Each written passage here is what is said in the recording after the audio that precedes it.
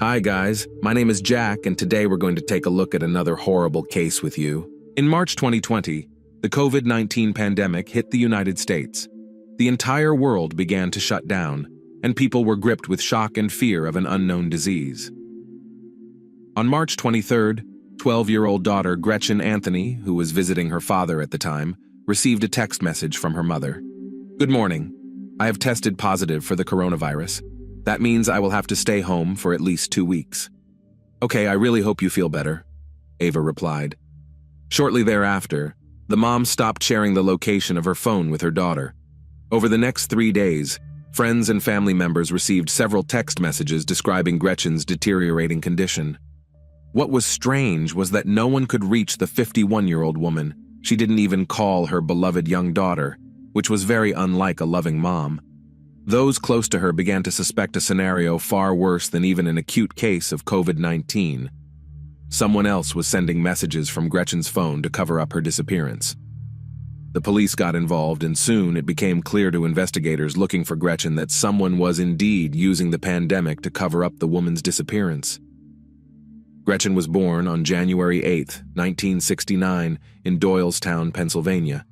She spent most of her life up north, attending fashion school in New York City before moving to New Jersey, where she eventually became a teacher. In 2006, the blue-eyed blonde moved to Jupiter, the northernmost city in Palm Beach County, Florida. After working in the county's private schools for 8 years, Gretchen decided to try something new and took a job in the Human Resources Department of Viking Utility, an electrical contractor. The position allowed her to interact with new people, which Gretchen enjoyed. She considered the workforce her second family.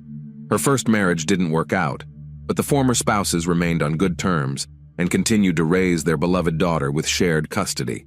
Gretchen led an active lifestyle and spent a lot of time in sports. It was through sports that she met David Anthony. Charismatic, able to charm, David, who was 7 years younger than Gretchen, first became her personal trainer and then her second husband. Women from all over the county came to see the young, muscular trainer. David was a star in the gym and was very popular, attracting many new students. Gretchen fell in love. The romance developed rapidly. After a brief engagement, the couple got married at the Elvis Chapel in Las Vegas. So in 2015, Gretchen Stoughton Crane became Gretchen Stoughton Anthony and found, in her opinion, the husband of her dreams. Gretchen's daughter adored her stepfather and even called him bonus dad. In total, the couple lived in marriage for 5 years. However, the relationship that began with magic and perfect happiness gradually turned into a woman's fear for her safety. When tragedy struck, police and later journalists began to inquire about the identity of the second spouse. They were in for a lot of surprises. As it turned out, David Ethan Anthony was originally known as David Anthony Deutsch, and then later changed his name. David Anthony Deutsch, a star college basketball player, was arrested in 1997 for robbing a Blockbuster video store with a water pistol and assaulting a police officer. In each case, he took a plea bargain and spent some time in jail. Growing up without a father in Palm Beach Gardens, David spent much of his childhood and adolescence alone. He didn't talk much, was withdrawn, had low self-esteem, and was bullied at school for being overweight. He wasn't even allowed to join a recreational sports league because he was so much larger than all the other kids. Not surprisingly, as a teenager, David struggled with severe depression and developed symptoms that his family believed were consistent with bipolar disorder. However, he refused to take any medication, devoted himself fanatically to sports, and really excelled at it. After high school, David received a scholarship to play college basketball and became a star on the team. He idolized basketball greats and even named his husky Kobe after his favorite basketball player, Kobe Bryant. On January 26, 2020, the idol will die in a helicopter crash, and this event will be another reason for David's unstable behavior. In the meantime, the smart, attractive coach ignores mental problems, bathes in deserved popularity, and becomes the husband of Gretchen. The couple lead an active lifestyle. David enjoys bicycling, deep-sea fishing, and kayaking. Gretchen works out hard at the gym, goes to the beach, kayaks, and does yoga. Unfortunately, only the first 2 years of marriage will prove to be happy. The remaining 3 years, the smiling blonde will spend trying to leave. Gretchen admitted to friends that her husband's behavior was becoming more and more manic, and at times he insulted her. They once even broke up for at least 6 months but got back together. Tabitha Hopkins, David's former boss at the gym, later recalled noticing strange mood swings in David. In 2017, things got so bad that Tabitha was forced to fire him for his aggressive behavior, especially towards women. David was indeed behaving very strangely and was unwilling to seek help.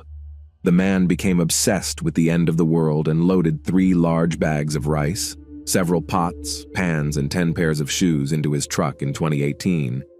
His family believed this episode was a symptom of bipolar and manic-depressive disorder.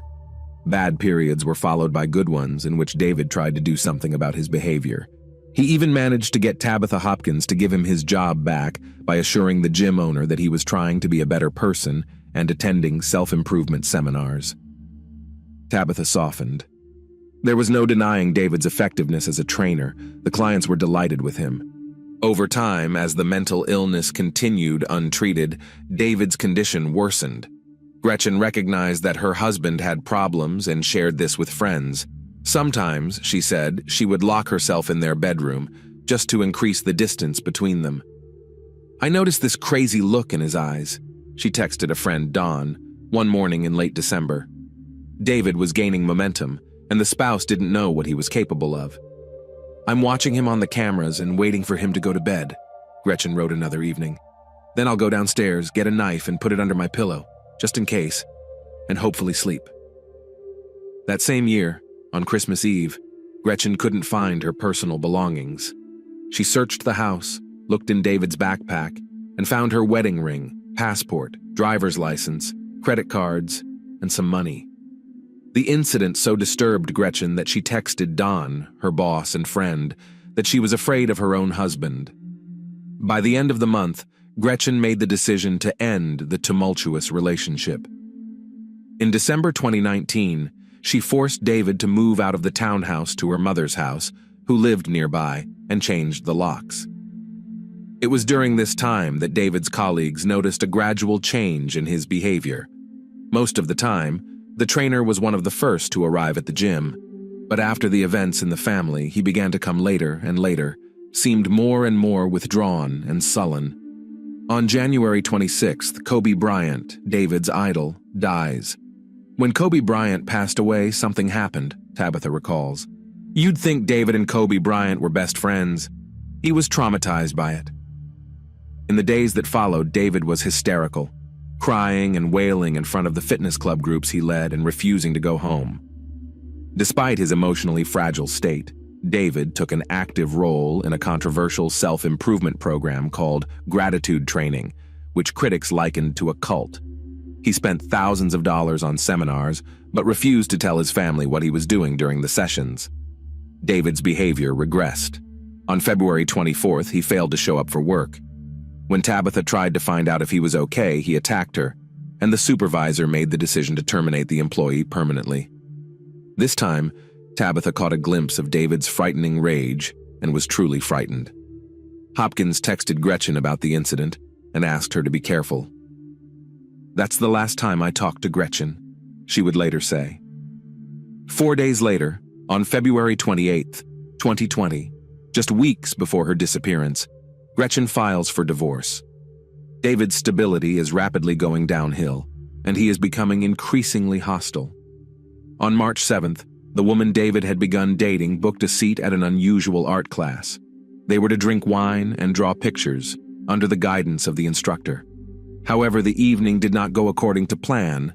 When David wished to hug his companion during the class and she rejected the attempt, he jumped up, yelled at her in the middle of the class, and ran outside. David's behavior frightened the young woman, and she decided not to continue the interaction, telling him that he could not stay with her tonight. When they got to the house where David had left his truck, it became clear that David had different ideas about the matter. David, whom she'd only known for a month, had decided to move in with her. Duffel bags filled with men's clothes were spread out on her bed and dining room table, and food from his mother's house was stashed in the freezer. Kobe, David's husky, was running around in the backyard.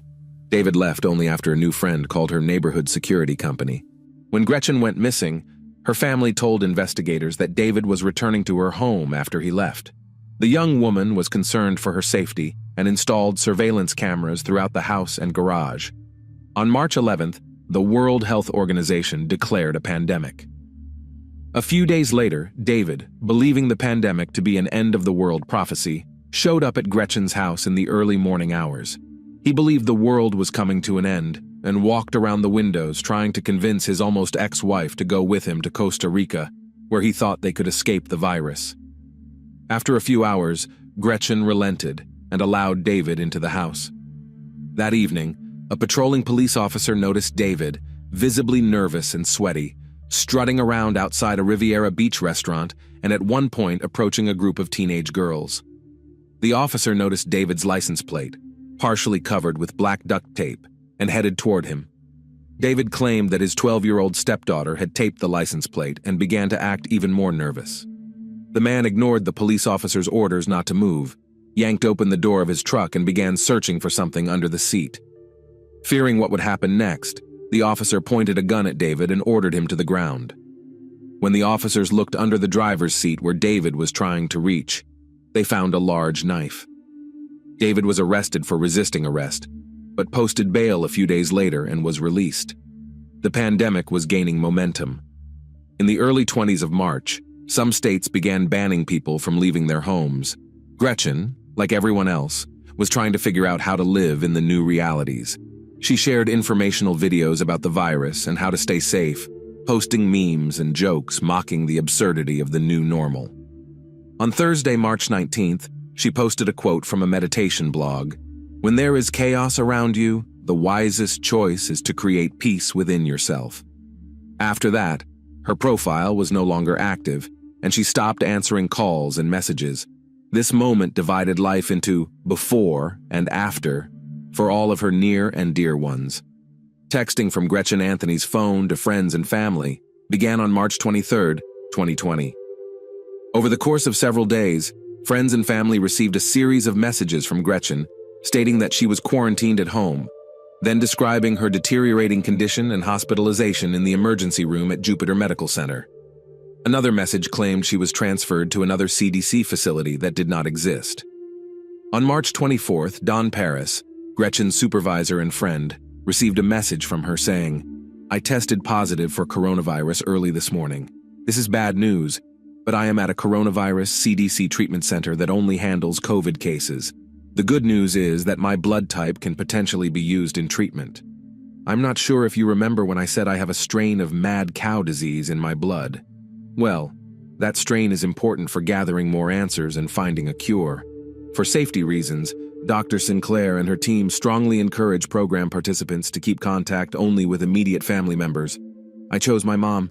Gretchen's ex-husband, who had his 12-year-old stepdaughter visiting, also began receiving messages from Gretchen saying that the Center for Disease Control and Prevention, CDC, had quarantined her. She could be placed in a medically induced coma, and she would no longer be able to write. Jeff Dreyer didn't believe these reports.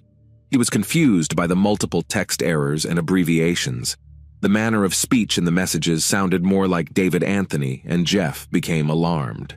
In addition, it bothered everyone who received these messages that no one, not even his daughter Gretchen, never called.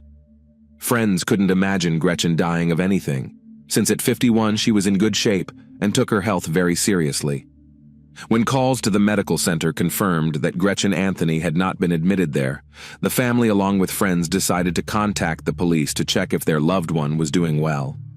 Gretchen Anthony's boss told police that she was last at work on March 20th, and when he called her insurance company to see if she was receiving medical care anywhere, they said there had been no referrals under her policy to process treatment. Jupiter Police Detective Jared Kennerson contacted Jupiter Medical Center and found that the hospital's records did not mention anything about such a patient. In fact, police found that Gretchen had not been to Jupiter Medical Center since 2008. Police checked the medical center parking lot and found a Mini Cooper in the parking lot. In the car, Gretchen's purse was lying in the most visible spot, causing patrol officers to become concerned. Officers went to the missing person's home. What they discovered at Gretchen's home was alarming and turned a simple visit into a potential murder investigation. A neighbor approached the officers and gave them the disturbing information. Early Saturday morning on Saturday, March 21st, I heard a very desperate female screaming as if she was being attacked. And then I heard her scream, "No!" And then I heard something like, "It hurts, stop." The scream was really serious. Unfortunately, Gretchen didn't call emergency services. Some people are just wary of calling the police. Officers became even more concerned when another neighbor told them he later noticed a soapy substance leaking from under Gretchen's garage door. The front door leading to the garage was locked, and the key was broken in the deadbolt. When officers were able to open the door, they detected a strong, pungent odor of cleaning product in the garage.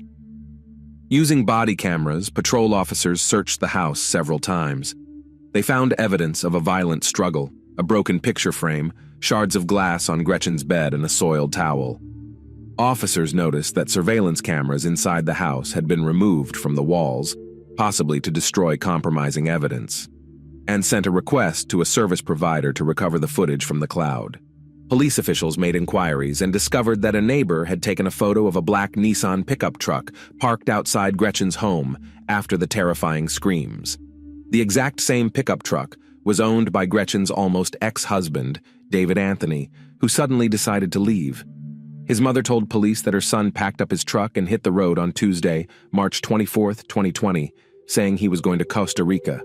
Their suspicions were heightened when they saw on video taken in the parking lot of Jupiter Medical Center, where Gretchen's car was found, a Mini Cooper pull into a parking space, and a tall figure, the height of David Anthony, emerge from the vehicle. Investigators began tracking Gretchen's cell phone and found that it was registered in the Pensacola, Florida area. As would later be confirmed, David had driven just 600 miles to Pensacola, Florida's westernmost city. After stopping at a couple of local pawn shops to sell some women's jewelry, he and his dog, Kobe, continued west, stopping for one night at a hotel in Pecos, Texas, before settling in Las Cruces, New Mexico. While 2,000 miles away, David contacted detectives and reported that Gretchen was alive and in no danger. He explained that his spouse had provided him with a written statement, which he read aloud over the phone. According to the statement, Gretchen discovered financial crimes at her job and fled Florida with David, fearing for her life. The statement also said she also fled from her first ex-husband, Jeff. Detectives didn't believe it and continued to investigate. They tracked Gretchen and David's cell phone signals, which indicated that the two phones were together. Expecting the worst, detectives obtained a warrant to impound the truck on March 29th and enlisted the help of Las Cruces police to arrange a traffic stop. Las Cruces police detained David, seized the truck and property, including his phone and Gretchen's phone, but they still didn't have enough evidence to call him in for questioning. He was allowed to just walk away. On March 30th, 2020, Jupiter police obtained electronic records from Gretchen's home, and investigators finally learned the truth. On the morning of March 21st, David lurked silently on the porch overlooking the back of the garage. In his hands, he held an elongated object. 6 minutes later, Gretchen appeared in the footage. The video shows David forcibly driving her into the garage, and a scream can be heard over the footage. First, Gretchen yelled to the Amazon Alexa device in the garage, "Alexa, turn on the lights in the garage." The surveillance camera audio then captured a muffled thud and Gretchen's muffled screams. She then yelled to Alexa again, "Alexa, call 911. Gretchen didn't know that unless she specifically programmed her smart speaker to call 911, the device wouldn't call the police in an emergency. After a while, David's face appeared in the frame, his hands wearing gloves. In one shot, Gretchen's bloody head could be seen as he walked around the garage. Investigators have seen enough.